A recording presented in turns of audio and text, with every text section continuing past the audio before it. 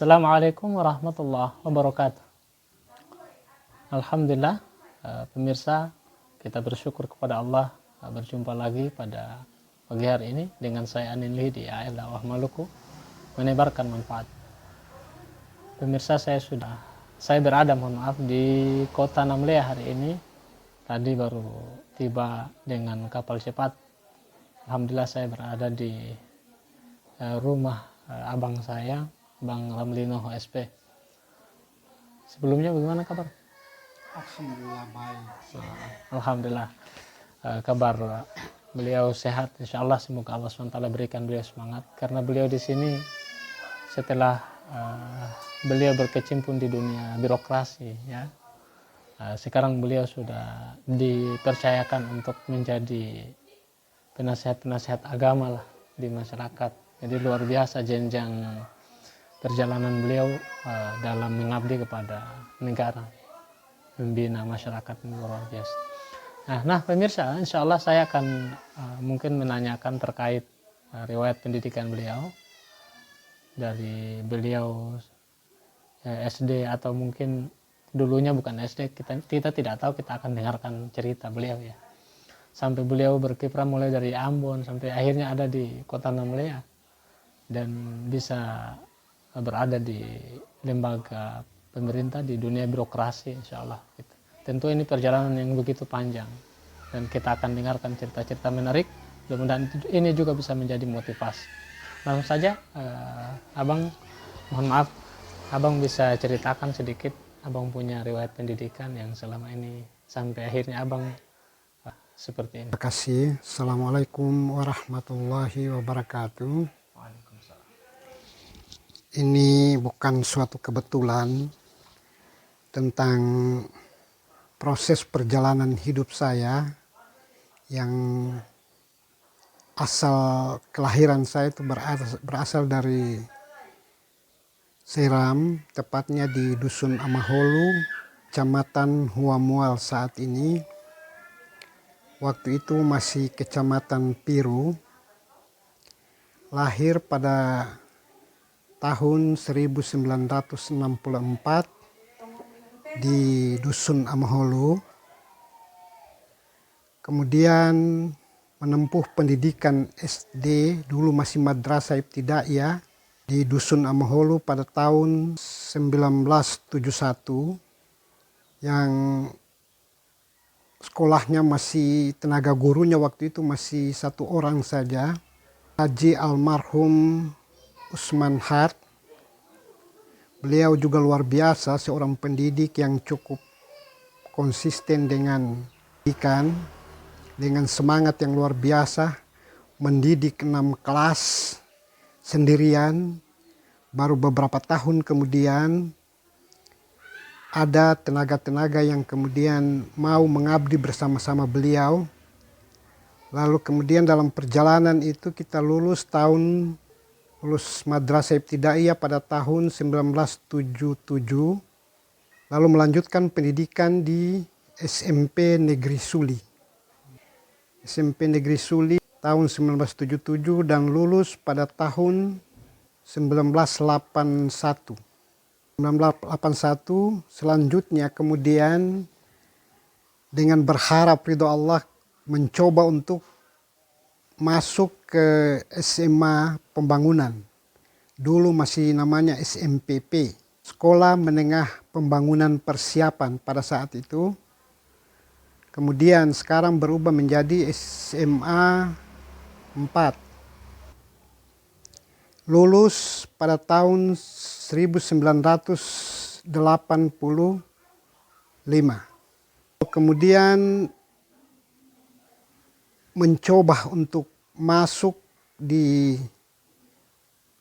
tes kurang lebih 2 kali di Universitas Patimura. Kemudian gagal, dan pada saat bersamaan di tahun 1987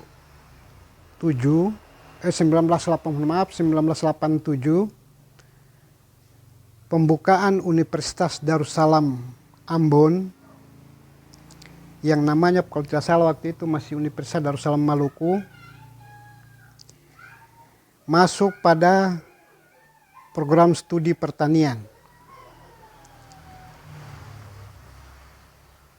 Karena ketiadaan biaya pada saat itu, kemudian saya agak tertunda 1 tahun untuk lulus dari Universitas Darussalam.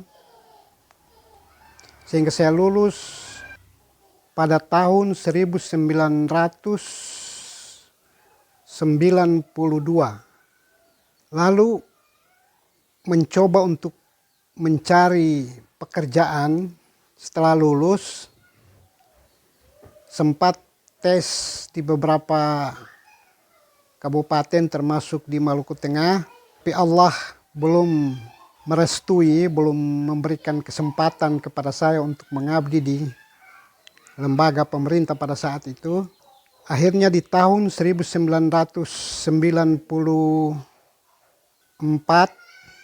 saya mencoba untuk ikut seleksi di Badan Pengkajian Teknologi Pertanian sebagai tenaga peneliti.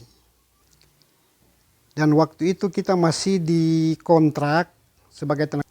Di tahun 1994, lalu kemudian mulai bekerja sebagai tenaga peneliti pada saat itu kurang lebih selama 6 tahun. 6 tahun, alhamdulillah sudah bergerak di bidang penelitian tuh di beberapa tempat. Di Kobisonta yang paling lama sebagai peneliti padi dan kedelai. Kemudian pada tahun 1998 itu kita berada di Namlea yang saat itu kalau tidak salah panen raya. Panen raya yang direncanakan dihadiri Presiden Soeharto sebelum beliau lengser. Dan berlangsung sampai dengan tahun 1999. Lalu kemudian di tahun 99 itu terjadilah kerusuhan. 99 ya. Terjadi kerusuhan. Akhirnya saya hanya beberapa bulan saya bertahan di Ambon. Lalu terus kemudian Namlea. Dan saat itu diajak untuk kemudian selain membantu lembaga pendidikan dan pernah mengajar di SMK Pertanian sejak tahun 2000. Pada saat itu kebetulan ada kesempatan untuk mengikuti seleksi penerimaan pegawai negeri sipil. Dan alhamdulillah Allah memberi kesempatan untuk mengabdi sebagai pegawai negeri sipil. Nah, oleh Bupati waktu itu, penjabat Bupati pada saat itu, Pak Dudi Sangaji, memberi kesempatan dan menempatkan kami sebagai tenaga pengajar di SMK Pertanian, SMK Negeri 1, Kabupaten Buru, sampai dengan tahun 2004.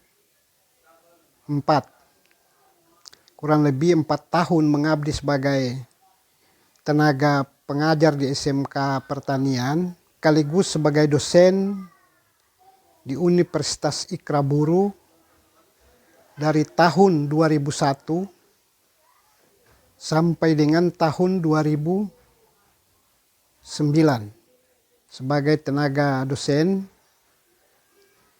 Dan kemudian di tahun 2004 kebetulan saya mendapat kepercayaan untuk menjadi staf di salah satu dinas, yaitu Dinas Perkebunan pada tahun 2004. Namun di situ saya masih tetap mengajar sebagai dosen, walaupun beban pekerjaan di Dinas Perkebunan pada saat itu cukup berat juga, tetapi oleh rektor dan ketua yayasan pada saat itu masih memberi kesempatan kepada saya untuk menyumbangkan pendidikan, pengetahuan kita kepada sejumlah mahasiswa di Fakultas Pertanian. Ketua yayasan pada saat itu masih Pak almarhum Abdurrahman Tukuboya. Beliau orang baik yang juga seorang tokoh pendidikan di Kabupaten Buru. Beliau berjasa besar dalam rangka pengembangan pendidikan di Kabupaten Buru sampai kemudian mendirikan perguruan tinggi. Nah, Universitas Ikra Buru pada saat itu masih berafiliasi dengan Universitas Muslim Indonesia Makassar. Kemudian di tahun 2007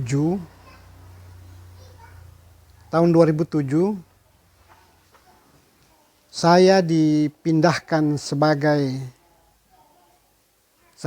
dipercayakan untuk menjabat salah satu kepala subbagian tata laksana di bagian organisasi sekretariat daerah Kabupaten Buru. Kurang lebih selama 5 tahun, 5 tahun. Lalu kemudian selanjutnya dimutasi sebagai kepala bidang pemadam kebakaran kurang lebih 4 bulan. Pada tahun 2012 dikembalikan lagi ke bagian organisasi sebagai kepala bagian organisasi.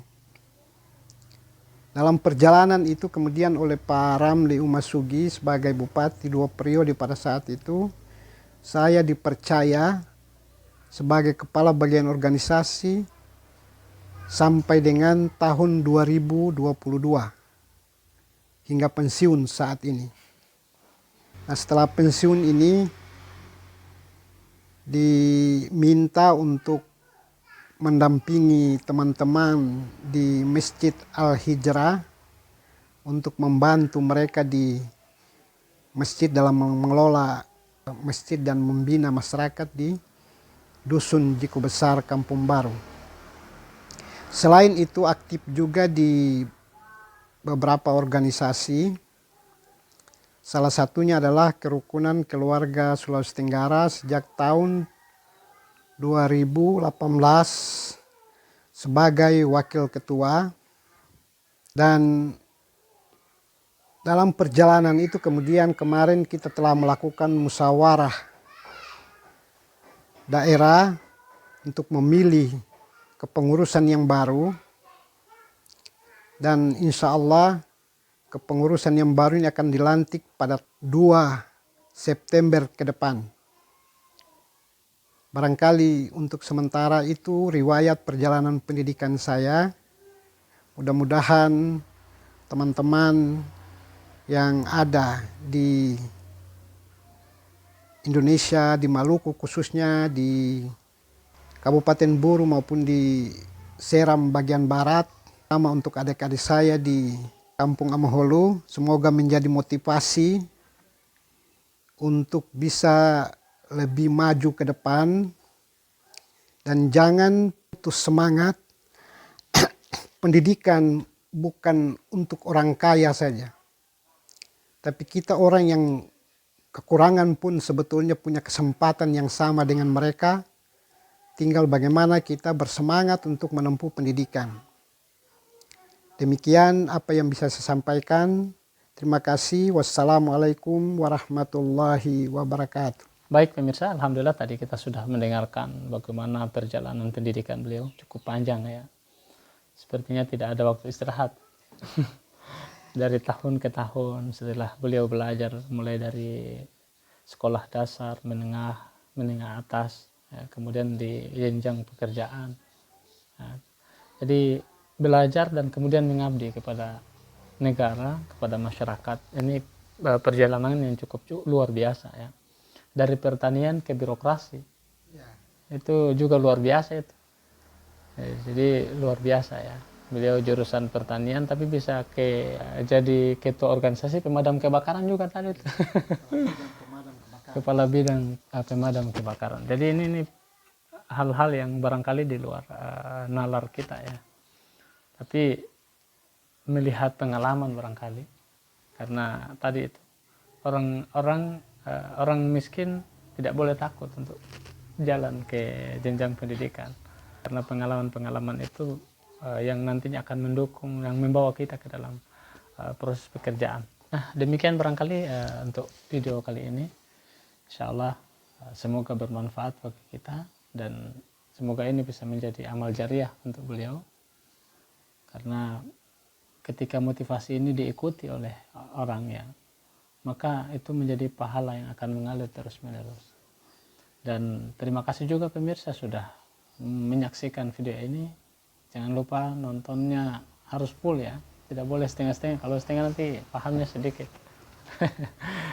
Demikian saya Anin Lihi undur diri. Terima kasih Bang sudah mengisi di AL Dakwah Maluku.